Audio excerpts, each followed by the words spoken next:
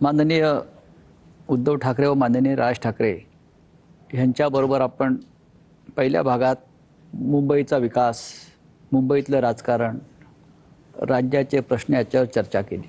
तरी प्रश्न संपत नाही आणि प्रश्नांचा डोंगर मुंबईसारख्या शहरात, राज्यात. विकासाबद्दल तुम्ही प्रश्नच नाही विचारले. मुंबईच्या विकासावर आपणच जास्त बोललेले आहात, कारण आपण मुंबईचे राज्यकर्ते राहिलात बराच काळ.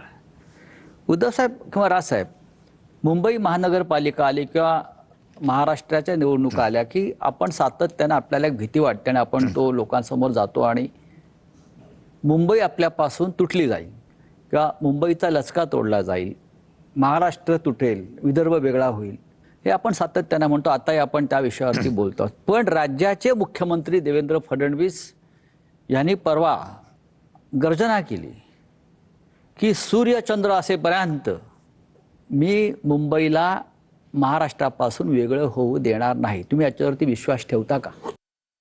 माझं फक्त एवढंच म्हणणं आहे ना की या सगळ्या ह्याच्यामध्ये त्यांच्या मुळात हातातच काही नाहीये. इच्छा चांगली आहे, पण जे वरतून सांगितलं जाणार तेच त्यांना ऐकावं लागणार. वरतून सांगितलं की ही जमीन अदानीला द्यायची म्हटल्यानंतर त्यांच्यासमोर पर्यायच नसतो सही करण्यापलीकडे.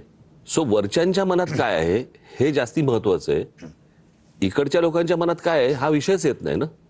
त्याच्यामुळे त्यांनी चंद्रसूर्याचे कितीही दाखले जरी दिले तरी वरती जे बसलेले जे दोघे जण आहेत त्यांच्या मनात काय आहे हे पहिल्यांदा आपल्याला कळणं गरजेचं आहे आणि ते कळतंय.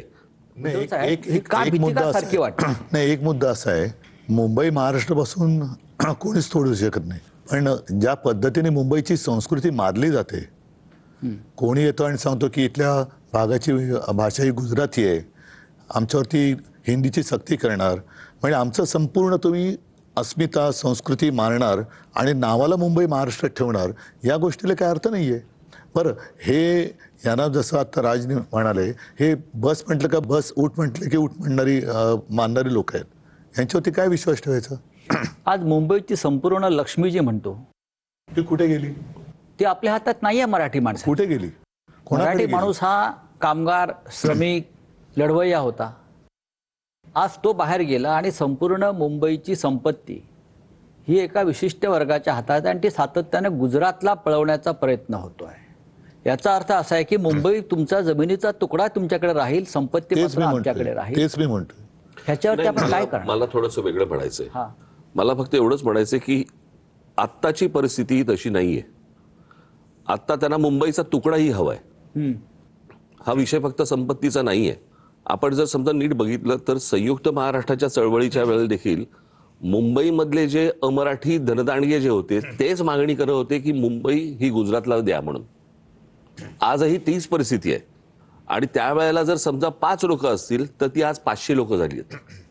आणि ज्या प्रकारे मुंबईमधल्या गोष्टी ज्या आत्ता केंद्र आणि राज्यामार्फत ज्या गोष्टी केल्या जात आहेत किंवा करून घेतल्या जात आहेत, तो धोका मला सर्वाधिक वाटतोय जो ह्याच्या अगोदर फार नव्हता कधी इतका. आत्ता जे स्ट्रॅटेजिकली जी मुंबई तोडण्याचा जो प्रयत्न सुरू आहे, ज्याला आपण MMR रिजन ज्याला म्हणतोय, आणि या MMR रिजनमध्ये कोणत्या प्रकारच्या गोष्टी सुरू आहेत. अदरवाईज वाढवण बंदराला लागून वाढवणाला तिथे विमानतळ कशासाठी तुम्ही आणताय? मी त्या दिवशी माझ्या एका भाषणामध्ये मी असं म्हटलं होतं की नवी मुंबई आता विमानतळ झालंय. या आत्ताच्या मुंबईच्या विमानतळावरचा संपूर्ण कार्गो हे वाढवण तिकडे नेणार विमानतळावरती आणि हळूहळू